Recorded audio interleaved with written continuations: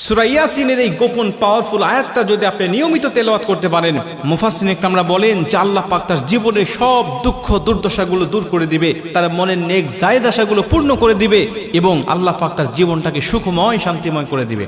এই ছোট্ট ছোট্ট আমলগুলো করে দেখেন পবিত্র কোরআনের, দেখবেন যে আপনার ঈমানটা অটোমেটিক বেড়ে যাবে। কারণ এর যে কার্যকারিতা আপনি নিজের চোখেই দেখতে পারবেন। অনেক মানুষ এটা বিশ্বাস করে না, তাওয়াক্কুল রাখে না, অনেক মানুষ এটা গুরুত্ব দেয় না। আমি বলি আপনাদেরকে একটু গুরুত্ব দেন, পবিত্র কোরআন হাদিস অনুযায়ী যে সমস্ত আমলগুলো রয়েছে এগুলো প্রতি একটু গুরুত্ব দেন, তাগিদ দেন, দেখবেন যে ফলাফলগুলো দেখে আপনার ঈমানটা বেড়ে যাবে। তবে এর উপরে তাওয়াক্কুল রাখতে হবে, আল্লাহর উপরে পরিপূর্ণ বিশ্বাস রাখতে হবে। ওয়া মাইয়া তাওয়াক্কাল আলাল্লাহি ফাহুয়া হাসবু। আপনি পরিপূর্ণ আল্লাহর উপরে তাওয়াক্কুল রেখে যখন কোনো ইবাদত বন্দেগী করবেন, আমার আল্লাহ অবশ্যই আপনার সেই ইবাদত বন্দেগীটা কবুল করে নেবেন। আপনি এই সূরা ইয়াসিনের এই আয়াতটা তেলাওয়াত করেন, আপনি যত বালা মুসিবতে থাকেন না কেন আপনার সব বালা মুসিবত আল্লাহ পাক দূর করে দিবে। সেটা হোক আসমানি বালা, হোক জমিনি বালা, হোক রুহানি বালা, হোক জিসমানি বালা, সমস্ত বালা মুসিবত থেকে আমার আল্লাহ পাক আপনাকে সম্পূর্ণ হেফাজত করবে। রাসূল সাল্লাল্লাহু আলাইহি ওয়াসাল্লামের ভাষ্যমত অনুযায়ী পবিত্র কোরআনের মধ্যে এমনও কিছু আয়াত রয়েছে যেগুলো ডাইরেক্ট ফলাফল দেয় এবং সেগুলো মানুষেরা নিজের চোখেই দেখতে পারে। তার মধ্যে এই আয়াতটাও আমি আপনাদেরকে বলতে পারি যে অন্যতম একটি আয়াত।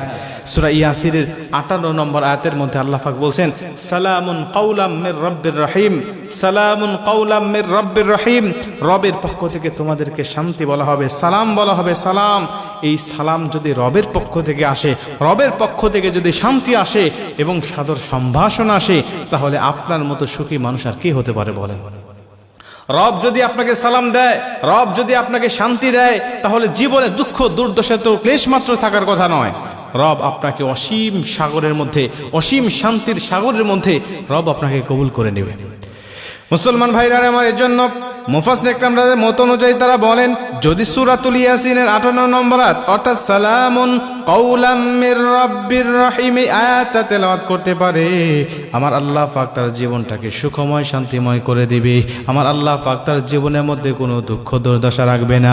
বান্দা যতই পেরেশানিতে থাকুক না কেন, যতই কষ্টের মধ্যে থাকুক না কেন, ও যখন নিয়মিতভাবে এই আয়াতটা তেলাওয়াত করতে পারবে, আমার আল্লাহ তার জীবনের সব দুঃখ দুর্দশা গুলোকে দূর করে দিবে।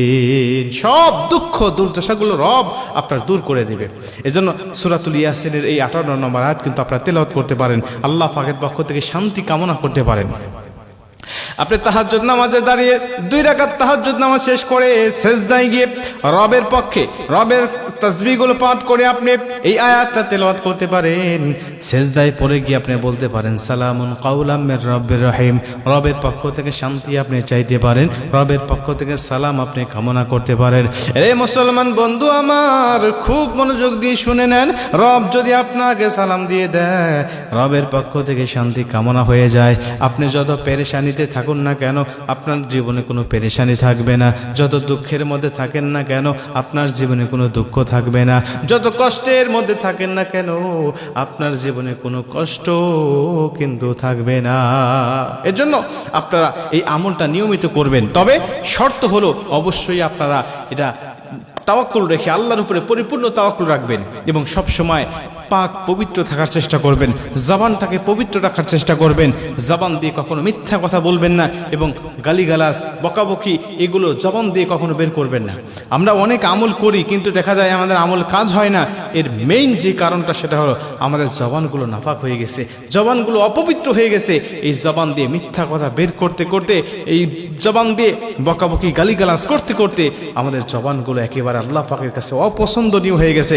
এর জন্য এই জবান দিয়ে আমরা যতই আমল করি আমলগুলো কবুল হচ্ছে না। এর জন্য আমি আপনাদেরকে বলবো অবশ্যই আপনারা জবান দিয়ে কখনো মিথ্যা কথা বলবেন না এবং মানুষকে গালি দিবেন না। নবীজি বলেন মুনাফিকের 3টা আলামত, আর একটা হাদিসের মধ্যে 4টা আলামত। তার মধ্যে একটি আলামত হলো যে ব্যক্তি মানুষের সাথে কথা বলার সময় গালিগালাজ করে কথা বলে, মানুষের সাথে কথা বলার সময় বকাবকি করে, ওই মানুষটি হলো মুনাফিকের কাতারে দাঁড়িয়ে যায়। আর মুনাফিক যত দোয়া করুক, যত আমল করুক, তার কোনো আমল কবুল হবে না। এজন্য মানুষের সাথে সবসময় ভালো ব্যবহার করবেন, মানুষের সাথে সবসময় উত্তম আচরণগুলো করবেন এবং সুন্দর সুন্দর ভাষাগুলো ব্যবহার করবেন। নবীজি বলেন, যার জবান থেকে অন্য মানুষ নিরাপদ থাকে সে ব্যক্তি পরিপূর্ণ মুমিন হয়ে যায়। সেই ব্যক্তিকে আমি নবীজি সাল্লাল্লাহু আলাইহি ওয়াসাল্লাম উম্মত বলে স্বীকার করে নেব এবং কিয়ামতের মাঠে আমি নবী তার জন্য জান্নাতের গ্যারান্টি দিয়ে দিলাম। জবান যদি আপনি হেফাজত করতে পারেন, আপনার জন্য আল্লাহ নবী জান্নাতের গ্যারান্টি দিয়েছেন। অতএব সবসময় এই জবানটা পবিত্র রাখবো, শরীর পবিত্র রাখবো এবং আমি যদি নিজেকে পবিত্র রাখতে পারি, কোরআন হাদিসের যত আমল আছে এই আমলগুলো যখন করব তখন আল্লাহ পাক আমার আমলগুলোকে কবুল করে নেবেন।